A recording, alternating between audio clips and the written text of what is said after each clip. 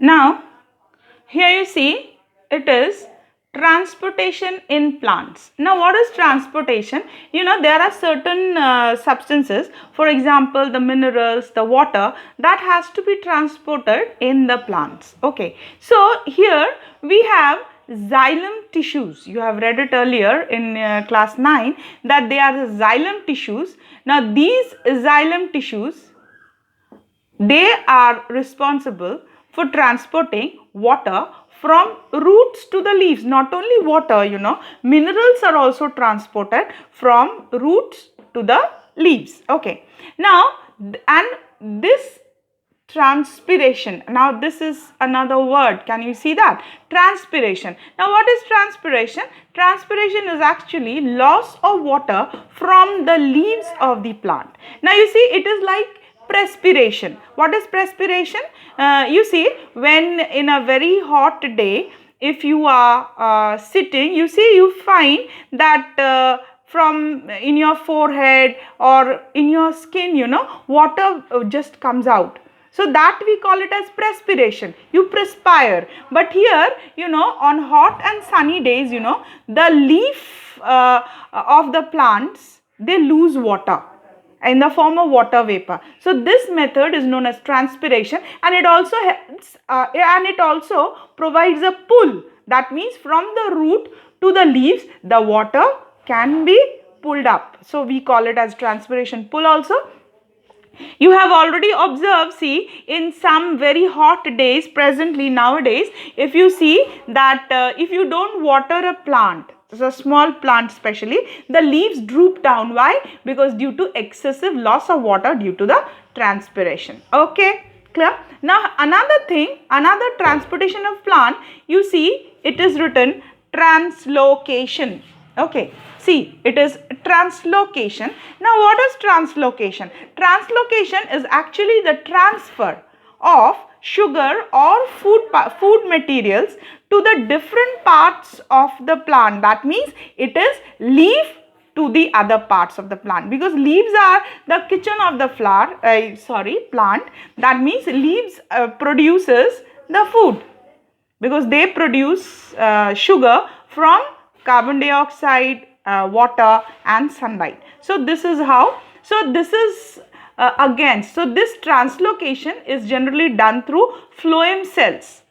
Okay, phloem, sieve tube and companion cell from the phloem. And xylem is considered to be as a dead tissue.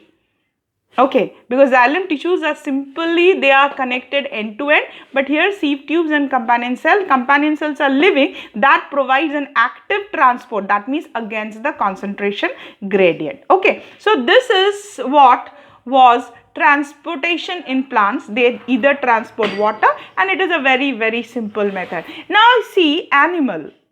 Now in animal, we call it a circulatory system. That means a system that circulates the circulates everything within the body. For example, respiratory gases, then oxygen, okay, carbon dioxide, then even the excess water has to be removed, the nutrients has to be circulated. So this all happens through the circulatory system.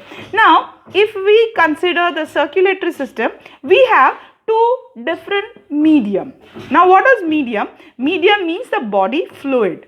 Fluid is liquid. So, two different medium we have. One is the blood, another is the lymph.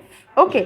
Now, what is blood actually? You see, blood is actually a mixture of water, protein, okay, cells and platelets. Blood is a mixture. Okay, and blood, it is made up of 75% of water in it.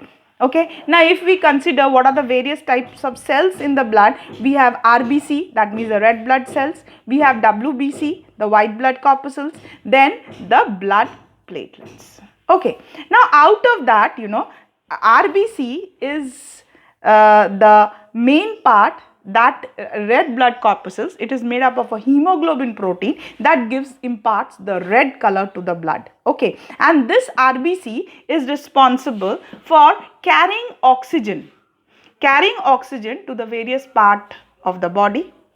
Then the circulation of nutrients. See, blood, the main function of the blood is circulation of nutrients. For example, if you are eating, in our last classes we have already dealt with nutrition. So when you eat, the nutrients goes inside the stomach. Now when it is digested, it has to reach the cell, because it is a cell where the respiration substrate is the digestive nutrient. That means what? The thing that has to be respired means that has to be oxidized is food nutrient. So it happens in the cell, and within the cell, mitochondria is the site where this happens. So the blood has to take the food material to each and every cell of the body. Okay.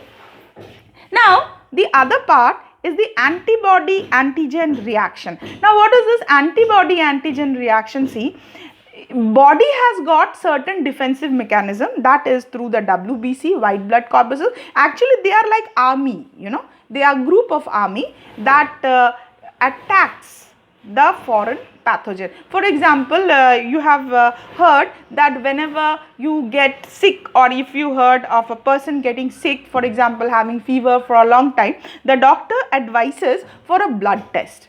Okay, so what is that? When blood test is done, they show a certain considerable amount of WBC, large number of WBC, increase in number of WBC. So this increase in number of WBC proves that they are fighting against a foreign pathogen or an antigen. What is antigen? Antigen is actually the protein secreted by the pathogen. It might be a virus, it may be a bacteria, or anything like that.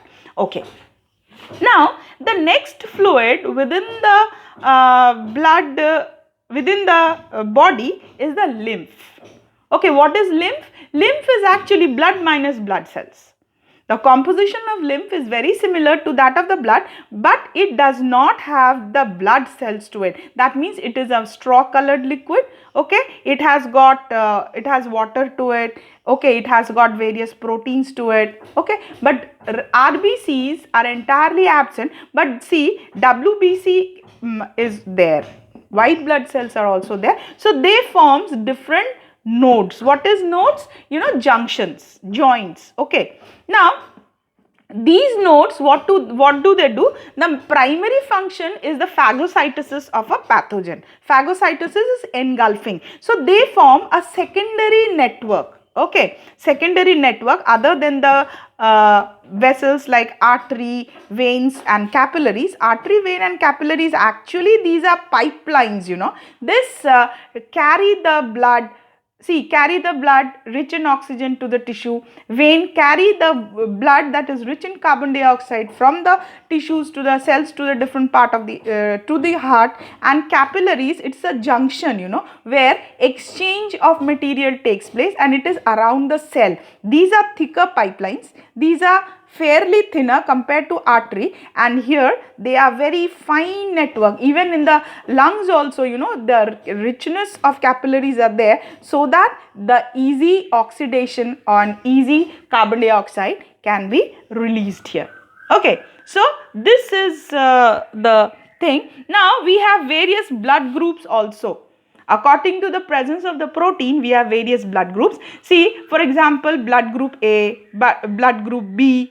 Okay, then blood group O and blood group AB. That means if antigen A is present in antigen A is present, that means the group is A. If antigen B is there, it is a type of protein, then the group is B. Okay, and if if both the antigens are present, the blood group is AB, and if none of the antigen is present, it is blood group O. Okay, now see this blood group.